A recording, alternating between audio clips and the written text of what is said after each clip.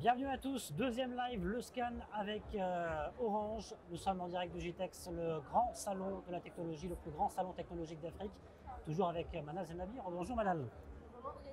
Et nous allons recevoir notre deuxième invité aujourd'hui, GITEX Africa. À quoi s'attendre? Pour en parler, nous recevons une prestigieuse invitée, Manal. Bonjour, Madame Hendi Slali, bonjour. Vous êtes secrétaire générale d'Orange Maroc. Bienvenue parmi nous. Merci. D'abord, comment allez-vous? Je vais très bien, merci et vous? Très bien. Très bien. Déjà, beaucoup d'animations pour le premier jour du GITEX. On l'a vu ce matin. Le salon promet d'être vivant. Landry? Ouais, vivant. Franchement, c'est le sentiment que vous avez eu là dès ce matin, dès que vous êtes arrivé. Il y a beaucoup de vie, hein, franchement. Beaucoup d'énergie. On est très content d'être le sponsor Diamond de cette première édition du GITEX Africa qui se tient au Maroc. Oui. Donc c'est une fierté pour nous et puis c'est extra de cette tenue au Maroc. GITEX a quand même une expérience, je pense, une quarantaine d'années à Dubaï. Ouais. Et le fait en fait d'être là aujourd'hui, je pense que c'est un signe que it's time for Africa, comme dirait une fameuse chanteuse.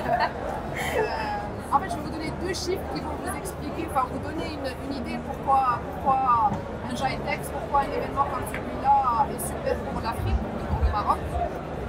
Aujourd'hui, la population africaine représente 16,7% de la population mondiale. En 2050, ce sera un habitant de la planète sur 4 sera africain. Malheureusement, il y a un certain nombre de sujets qui ne sont pas à la hauteur de cette population. Et j'ai pris deux chiffres que j'ai pris la peine de regarder. Ce sont par exemple les investissements dans les startups, les investissements dans le cloud, qui sont quand même deux composantes importantes aujourd'hui dans cette technologie digitale. Et les deux ne représentent que 0,6, 1,5% des investissements globaux en fait, qui sont faits en Afrique sur ces deux items. Ouais.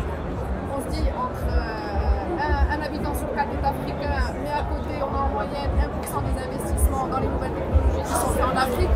Il y a un bug, il y a un trou dans la raquette qu'il va falloir absolument qu'on comble.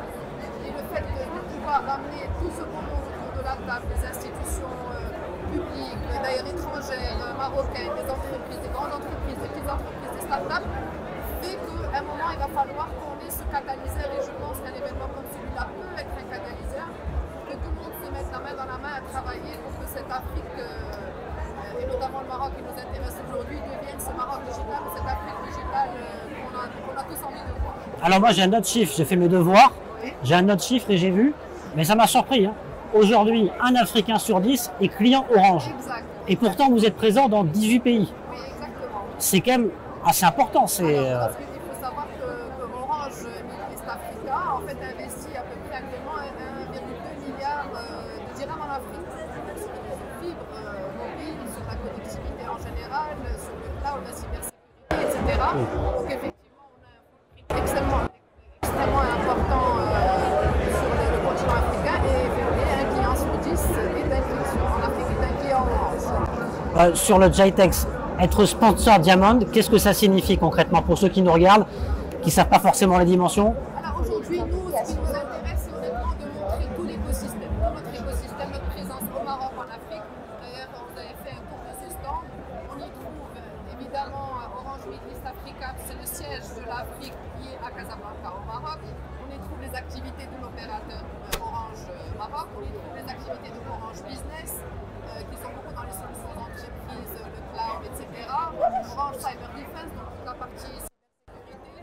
On a également des collègues de Orange Innovation qui sont là et qui font des live shows sur qu'est-ce que la 5G par exemple pourra apporter demain des utilisateurs.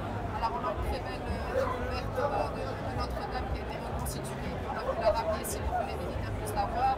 On a un racing de voitures qu'on commande à distance. Ah, ça m'intéresse. C'est super, je l'ai fait, j'ai gagné un prix Castillo. C'est vrai? Ouais, je suis très fière. Ah, je vais le tester après. On le testera après. Et, Donc présent dans plusieurs domaines. De toute façon, aujourd'hui, vous êtes présent dans plusieurs domaines. Et dans ce GITEX, l'idée, c'est de montrer toute la palette. Voilà, c'est de montrer toute cette palette et de dire qu'aujourd'hui, pour digitaliser l'économie, pour apporter des services aux citoyens, on a besoin de connectivité, on a besoin de cloud, on a besoin de cybersécurité, mais on a également besoin d'appuyer les startups. D'ailleurs, vous avez vu, on a toute l'allée ici, parce qu'Orange Maroc est très très fier, et en fait c'est Orange en Afrique en général. On a des programmes grâce au Orange Digital Center, au Fab Lab, etc. On accompagne les startups de leur idée jusqu'à la réalisation de leur MVP, jusqu'à même des fois leur financement, accompagnement. Et on a ramené une trentaine de startups africaines et marocaines qui sont là, qui viennent pitcher. D'ailleurs, on leur a organisé des one-to-one avec VC. Et donc, ils vont pouvoir montrer ce qu'ils ont fait, tout le travail qui a été fait pour apporter des solutions innovantes. Donc voilà, c'est vraiment tout le monde, tout l'écosystème Orange qu'on ramène ici pour montrer le travail qui est fait sur les territoires. Alors, le GITEX, c'est malheureusement que 3 jours. J'aimerais bien que ça dure un peu plus longtemps, mais peut-être à l'avenir, qui sait. Moi, je voudrais juste savoir, vous, dans une semaine, dans une semaine, après ce GITEX, qu'est-ce qui va se passer? Comment vous allez mesurer l'impact de ce GITEX pour Orange? Sur le moyen terme, sur le court terme, sur le long terme? Alors déjà, j'aimerais plus faire savoir ce qui se fait, ce qu'Orange fait, parce que malheureusement, on se rend compte tous les jours qu'on ne connaît pas assez en fait, les activités d'Orange, notamment au Maroc. Et donc, on pourra, j'espère, le mesurer par un peu plus de notoriété sur nos activités qui sont vraiment, en fait, génératrices non seulement de valeur ajoutée, mais également qui sont extrêmement humaines. On a un ensemble d'activités aujourd'hui, que ce soit la Fondation Orange, la RSE, je vous ai parlé des Orange Digital Center et des startups. En fait, au-delà de notre métier d'opérateur télécom, nous avons également toute une activité pour faire en sorte que cette digitalisation, que cette technologie soit au service de l'humain, soit au service des populations qui sont parfois défavorisées, des jeunes, des femmes, avec des programmes magnifiques que nous avons. On a eu l'occasion de présenter il y a quelques semaines également, les maisons digitales, les écoles numériques qu'on fait avec le ministère de l'Éducation nationale. On a un certain nombre de programmes qui aujourd'hui ne sont pas connus, qui sont vraiment à l'attention des populations pour qu'ils puissent profiter de ce digital, pour qu'il n'y ait pas de fracture numérique, parce qu'elle existe dans le monde entier évidemment. Et donc l'objectif d'un opérateur comme Orange, c'est de s'assurer qu'on embarque un maximum de personnes dans cette digital journey et qu'il n'y ait pas une fracture numérique qui serait catastrophique, parce que le numérique aujourd'hui apporte beaucoup d'opportunités pour qu'on puisse attraper les gens qui sont un peu en marge de la société, qui puissent également entrer dans une activité génératrice de revenus, etc. Donc voilà, on gère un écosystème très important où on accompagne des très grandes entreprises dans leur digitalisation grâce à nos solutions de cloud de confiance, de cybersécurité, etc. Mais également des TPE, mais également des PME, également des populations qui sont défavorisées. Donc voilà,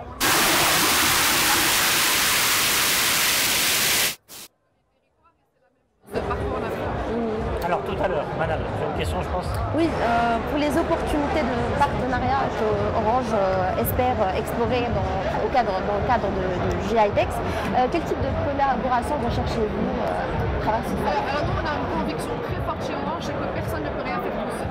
Aussi gros soit-on, avec tous les milliards qu'on peut dépenser, personne ne peut rien faire tout seul. Donc notre ADN, c'est de construire des écosystèmes. Et donc qui dit écosystème, c'est best of breed, c'est chacun ramène le mieux de ce qu'il sait faire pour construire cette économie digitale qui nous tient tellement à cœur et qui est dans la vision de Sa Majesté. Et le gouvernement, Madame la Ministre, a présenté également tous les programmes et les projets qui sont faits pour atteindre cette digitalisation. Donc pour nous, c'est le gouvernement, toutes les entreprises, les startups, les universités, les écoles. C'est un écosystème qui doit être au service, qui doit mettre en marche cette digitalisation. Et donc nous, on a toutes les équipes ici du business, des Orange Digital Center, de Orange Business, Orange Cyber Defense. Tout le monde est là, tout le monde a pris des rendez-vous et on a des plannings qui sont très chargés pour essayer de rencontrer un maximum de gens, parce que c'est ça l'intérêt d'avoir toutes ces personnes. Il y a 900 exposants qui sont venus du monde entier. Donc l'intérêt, c'est d'aller couvrir, voir les gens, les rencontrer, comprendre qu'est-ce qu'ils peuvent nous apporter, qu'est-ce qu'on peut leur apporter, pour essayer de construire cet écosystème qui n'est pas constructif par une personne seule, c'est impossible. Les besoins d'investissement sont colossaux et personne ne peut y arriver seul. Donc nous, on est complètement ouverts à partager nos connaissances, nos infrastructures, etc. pour qu'on puisse répondre à cette demande et construire ce Maroc numérique qui est Inch'Allah, sera à la hauteur des espérances de tout le monde. Alors, toute dernière question, parce que tout à l'heure, le prochain live, ce sera comment la tech transforme l'Afrique. Et au début de l'interview, vous nous avez parlé effectivement du défi démographique, du défi économique pour le continent. C'est vrai qu'Orange, on le verra tout à l'heure, est mobilisé notamment en termes d'inclusion, inclusion digitale, inclusion éducative, énergétique. Inclusion financière avec Orange Money, inclusion financière un aussi. Succès en Afrique, on espère aussi pourra être un succès au Maroc, Inch'Allah. Donc ça c'est des problématiques aujourd'hui que vous avez clairement un impact sur les 18 pays dans lesquels Orange est présent en Afrique. Oui, en fait cet impact, c'est ce que je vous disais tout à l'heure. En fait, pour nous, l'intérêt, c'est quoi? C'est que les gens puissent utiliser la technologie pour une inclusion économique, financière, une autonomisation financière. Donc ça dépend, si on parle de la population, on ne parle pas des entreprises, l'idée c'est que nos offres de services soient les plus abordables possibles avec les meilleurs standards internationaux et qui puissent leur permettre de rentrer dans la vie active. Je vais vous donner l'exemple par exemple de nos programmes sur les maisons digitales. C'est un programme qu'on fait avec des associations locales, par exemple de femmes qui sont un peu en marge de la société. On leur apprend à créer des comptes Instagram, à prendre en photo les produits qu'elles fabriquent ou des services qu'elles font, de pouvoir les vendre sur Internet. Et donc elles passent très vite avec une petite formation dans le digital, un peu de soft skills, à quelqu'un qui peut être assisté par une association locale, à quelqu'un qui va pouvoir générer ses propres revenus, devenir autonome et indépendant. Voilà, c'est typiquement ce genre de choses qui nous rend extrêmement fiers aujourd'hui et qui font qu'on se bat tous les jours pour essayer d'apporter les meilleures solutions à tout le monde. Et encore une fois, l'Afrique, le monde, c'est des grandes entreprises qui ont besoin de solutions de cloud sécurisées et c'est aussi des personnes vulnérables qui ont besoin qu'on leur apprenne comment déjà se connecter et après comment utiliser ce digital pour devenir autonome. Voilà, c'est un grand écart qu'on essaie de remplir. Merci beaucoup. Merci à vous pour l'interview. À très bientôt. Pour le reste. Merci beaucoup. Merci beaucoup, secrétaire général d'Orange Maroc. On se retrouve dans un instant pour parler justement de l'impact de la technologie en Afrique. À 15h45 précisément, nous aurons deux invités. Il s'agira de Amin El Azaz, qui est le fondateur de H7, incubateur marocain présent sur le continent africain. Et puis Madal, on aura également la Mastercard Foundation avec nous. Exactement. On aura Nathalie Eken-Gabala, qui est la directrice exécutive des programmes panafricains à la Mastercard Foundation. Donc restez connectés et on vous retrouve à 15h. À tout à l'heure. À tout à l'heure.